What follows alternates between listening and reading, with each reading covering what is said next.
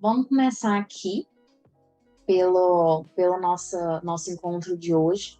Hoje, o que que a gente vai ter? Conceitos básicos de investimentos. Bom, vamos começar de novo pelo que já construímos. Importante a gente passar por isso para ver em qual daquelas etapas a gente já percorreu e o que que já tem que estar visualizado ali, já tem que estar pronto. Sociologia de consumo no Brasil. Então, a gente vai começar entendendo como nós brasileiros tratamos o nosso consumo e como que isso, comparado a uma economia onde a gente teve educação, onde tiveram educação financeira, como que esse consumo ele se dá na população. Depois nós vamos para conceitos básicos de economia e estratégias, desmistificando os principais termos econômicos. Então, a gente vai trazer aqui uma linguagem simples que deveria ser sempre tratada, essa parte de economia e investimentos, e que não é. Então, a gente vai trazer para vocês as principais características, o que tem que ser entendido e que isso não tem que ser difícil, não tem que ser de difícil entendimento. Qual é o melhor investimento? Vamos entender qual que é o melhor investimento, finalmente. Vamos passar para o tripé dos investimentos, prazo dos investimentos e, finalmente, exercícios que vão ser mais ou menos os mesmos, vou explicar depois. Então, vamos lá. Deixa eu aceitar aqui. Primeiro, o que já construímos do nosso planejamento financeiro? Bom, a gente já tratou aqui consciência financeira, já fomos para ferramentas, mas do nosso planejamento financeiro em si, o que já foi feito, o que já foi falado e definido? Primeiro, definimos nossos objetivos, isso tem que estar bem claro. Então, para quem ficou muito em dúvida, para quem refletiu muito sobre isso, volta um pouquinho na definição dos objetivos, coloca a ordem de importância desses objetivos e a quantificação. Ou seja, o que eu preciso fazer para chegar nesses objetivos? O que eu preciso fazer e quanto eu preciso poupar mês a mês para ele? Planejamento do orçamento. Então, entendemos como planejar da forma mais equilibrada esse orçamento, com ferramentas, e que esse planejamento esse orçamento ele tem que ser revisado pelo menos semanalmente, né? Não só revisado, mas também fazer uma gestão, fazer uma análise crítica do que está acontecendo e o que eu posso mudar. Se isso é feito semanalmente, a gente consegue mudar esse comportamento que está errado, que está atrasando a gente para a nossa independência financeira mais rápido. Estratégias, a gente viu estratégias de mudança para o cenário planejado. Então, o que eu devo fazer para sair daquele cenário não planejado e entrar num cenário planejado? Sair das dívidas da melhor forma, de forma mais inteligente, conhecendo como funcionam as dívidas e não entrar nelas, como não entrar nelas, e definição de prazos e aportes para a independência financeira. Então, aqui, através daquela calculadora da independência financeira, a gente viu o que vai ficar mais viável de ser feito agora, no momento que a gente está. Quanto que eu consigo poupar? Qual que vai ser o meu aporte? Daqui quanto tempo eu consigo chegar no meu objetivo? Lembrando que aquela calculadora ela é para ser usada sempre, principalmente quando vier alguma mudança de cenário. Então, estou ganhando um pouquinho mais, tive um aumento ou tive uma renda extra, qualquer coisa a mais que vier, a gente consegue ir ali naquela ferramenta e dar uma mudada para a gente diminuir prazo para a independência financeira ou aumentar a renda. Então, ela pode ser usada, deve ser usada sempre para a gente fazer essas atualizações na rota. E definição de step financeiros seguros. Definimos aqui a nossa análise de risco.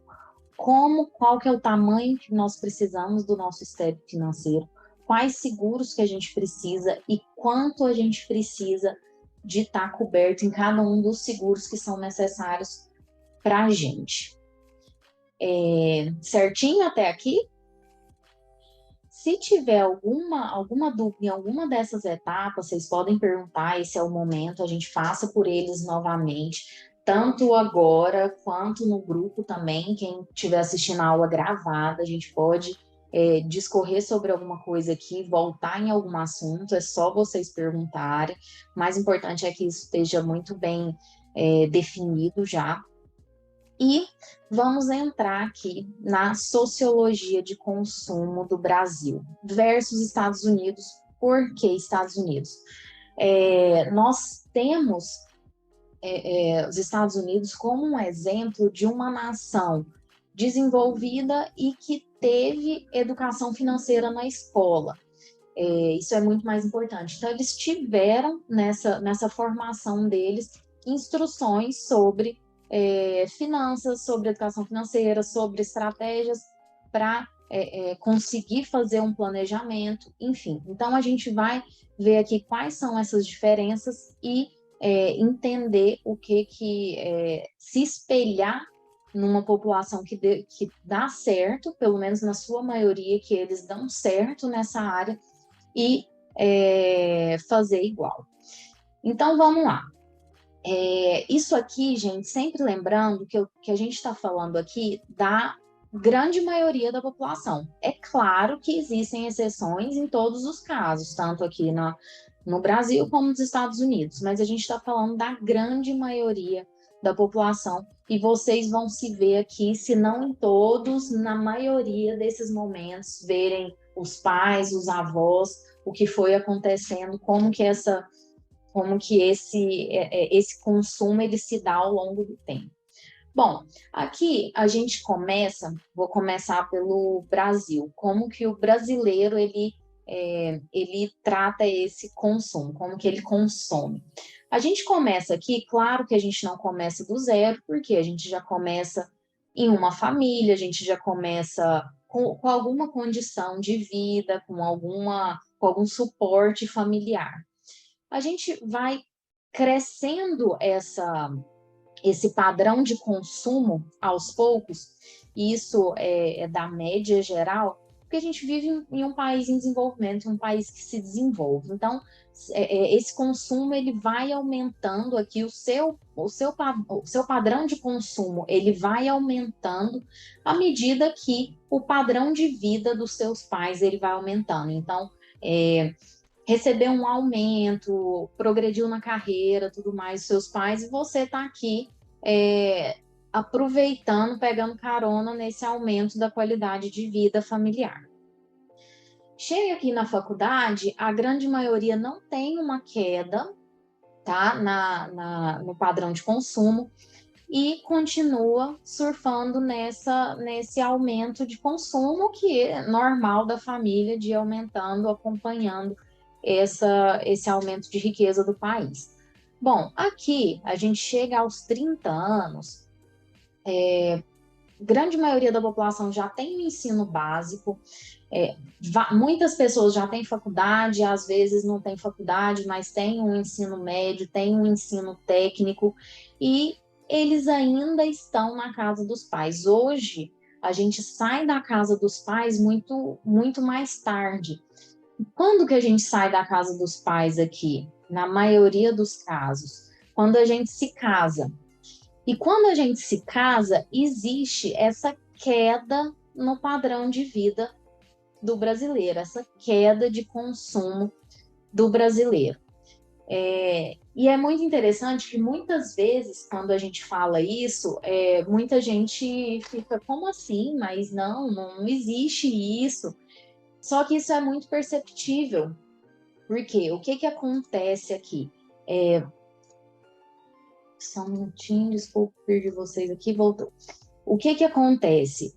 Aqui a gente estava na casa dos nossos pais, a gente tinha um certo padrão de vida. O jovem brasileiro, ele gasta muito nessa época, ele tem um padrão de vida, ele tem uma qualidade de consumo muito, muito boa, e até muito diferente de outros países, dos jovens de outros países. Então, essa é uma época em que se gasta muito com qualidade de vida, se gasta muito com viagens, se gasta muito com saídas, enfim.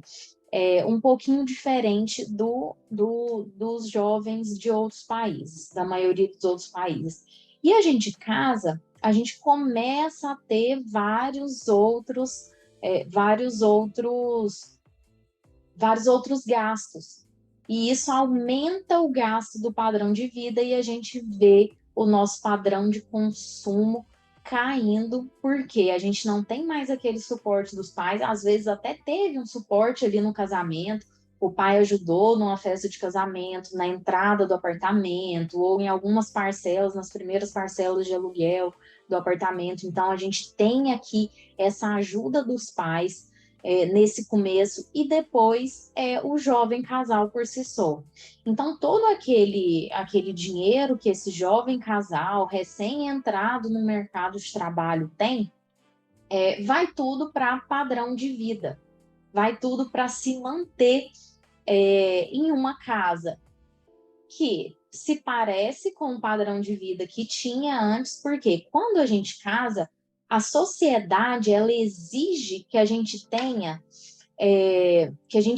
um certo padrão, ou seja, que a gente mora num bairro bacana, como a gente morava com os nossos pais, que a gente tenha um automóvel no mesmo padrão dos nossos pais, e isso tudo tem um preço muito alto. Então, esse preço do status, de manter esse status, de mostrar para a sociedade, olha, eu casei e eu consigo ter o mesmo padrão que eu tinha na casa dos meus pais, ele tem um preço muito alto. O preço disso é de não ter mais aquele dinheiro para aquela qualidade de vida que o jovem tinha antes de casar.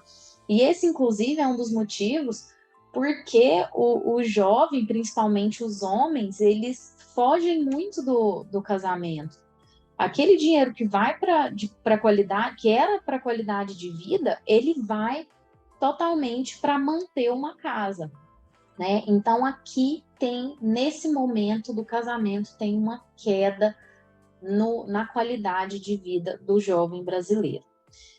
Tudo bem, continuamos aqui, continuamos trabalhando, aumentando a renda, progredindo na carreira, fazendo vários tipos de qualificações, enfim, a economia do país vai melhorando, a gente vai crescendo junto com a economia do país, até que a gente chega num momento aqui,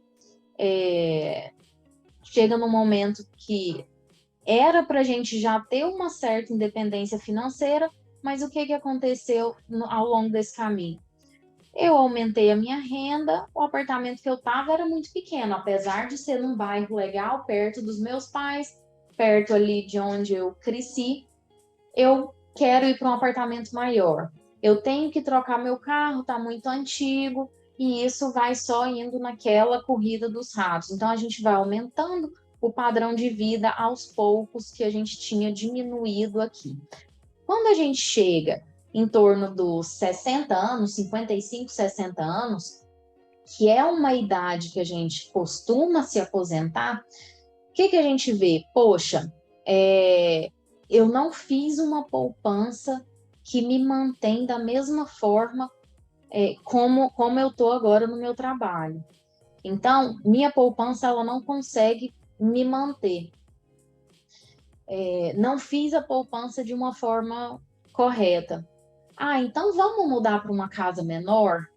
Vamos diminuir um pouquinho nosso padrão, nossa qualidade de vida. Ah, a gente nem precisa mais dessa casa tão grande. E aí começam a vir várias desculpas do porquê que a gente está diminuindo esse padrão. Ah, a gente nem tem tanto ânimo mais para viajar, nem precisa mais disso. E aí o não planejado ele começa a sair muito caro nessa diminuição de padrão de vida. Mas o que acontece? O jovem, aos 60 anos, agora começa a perceber que 60 anos é muito jovem, que a gente ainda tem 30, 40 anos de vida ativa pela frente. E aí, o que a gente vai fazer? Ir para uma casa menor, de 1, 2 cômodos, não sobra mais para viajar, não sobra mais para ir para a praia, não sobra mais para a gente acompanhar esse padrão de vida, viajar com os netos, enfim, fazer alguma diversão, a gente está como grande maioria dos brasileiros, depois de 60 anos, sentado assistindo televisão o dia inteiro e a vida se resume nisso. Então, isso é fruto de uma sociologia de consumo, de um consumo que veio desde cedo, sem planejamento, crescendo sem planejamento. E aí, o que a gente tem que fazer? Aqui a gente vai depender de INSS, a gente vai depender dos nossos filhos, que hoje a gente vê o que é muito comum, se não somos nós, não são vocês que estão ajudando os pais de vocês agora, vocês conhecem muita gente, vocês têm muitos amigos que já estão ajudando os pais pela falta de planejamento, acaba que começa uma vida que não termina como a gente imaginava, mas começa uma vida mais difícil a partir desse momento. Fernanda, vamos lá. Eu li aquele livro que você me deu, do Ser Base, Pais Inteligentes Enriquece Seus Filhos, algo assim. E teve Isso. uma parte lá que me chamou muita atenção, essa questão de como que a gente não se planejar, a gente atrapalha o nosso filho a fazer riqueza. Que isso tem que ser de berço, assim, a gente tem que ensinar para eles dando o exemplo.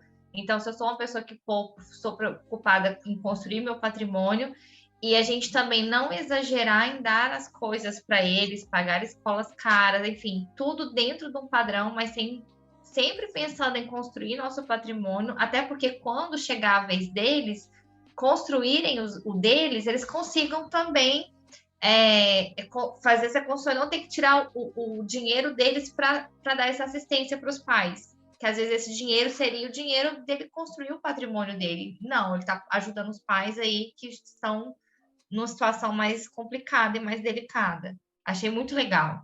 Exatamente. Não, muito bom seu comentário, Fernanda, muito bom, porque isso é o que realmente isso acontece demais. Aí a gente vai ver que os nossos filhos nessa época estão viajando com os netos para a praia, estão fazendo alguma coisa e os pais estão ficando para trás. E os filhos sentem um certo peso. Poxa, meus pais sempre fizeram tanto por mim, tá na hora de eu fazer para eles, vou levar meus pais. E isso é o gasto mais nobre que existe no mundo. Mas isso vai refletir em várias coisas, vai refletir na falta de planejamento, vai acontecer a mesma coisa na época dele, inclusive está prejudicando os netos, porque os netos estão vendo a falta de planejamento. E a gente sabe que os filhos, eles repetem o comportamento dos adultos, e quanto mais próximo dos adultos, né, que são os pais, eles vão repetir o comportamento. Então, não adianta a gente comer super mal, pedir pizza todo dia e ir lá fazer a jantinha toda saudável da criança. Isso não faz sentido, a criança não vai fazer isso. Da mesma forma, o comportamento financeiro, ele é o mesmo. Se é uma criança que sempre tem tudo, ele vai querer de tudo. É aquilo que a gente falou, acho que na primeira aula, se eu não me engano. É tudo, sempre tem que ter de tudo e do melhor. Então, os filhos, eles sempre repetem o nosso exemplo, isso não tem como ser diferente. E até a estratégia da gente pegar esse livro para os nossos clientes foi às vezes, se esse livro fosse outro para você, você ia deixar ele de lado. Você ia ler quando desse, se desse lá para frente. E nossa ideia é para o filho. Eles vão ler, porque é para o filho. E às vezes a gente faz as coisas para o filho que a gente não faz para a gente. Mas aí a gente começa a entender que não tem separação. A gente faz para a gente faz para os filhos. Então, muito Exato, legal. acaba que reflete na família inteira, né? Assim, é um comportamento que a gente às vezes tem que mudar a família inteira para que dê certo. E Exatamente. revisar, né? Assim, achei o livro maravilhoso, assim. E ele é realmente, ele é muito, muito bom. O Gustavo, e o Gustavo Cerbasi, quem não segue, eu indico muito seguir, porque ele é um exemplo mesmo. Ele é exatamente tudo que ele fala, ele mostra aquilo, é bem legal. Bom, e vindo aqui para o americano, né? Como que é esse padrão de vida do americano? É comum, é normal que esse padrão de vida ele comece mais alto, porque é um país desenvolvido, bem mais desenvolvido, então o padrão de vida lá nos Estados Unidos ele é maior. Ele começa nesse padrão de vida, assim como o brasileiro vai crescendo, a família vai aumentando a riqueza aos poucos, ao longo da vida, e ele está na casa dos pais, ele vai surfar na mesma onda, está na família. Quando tem a queda mais brusca do padrão de vida do americano? Quando ele vai para a faculdade. Foi para a faculdade, o que acontece?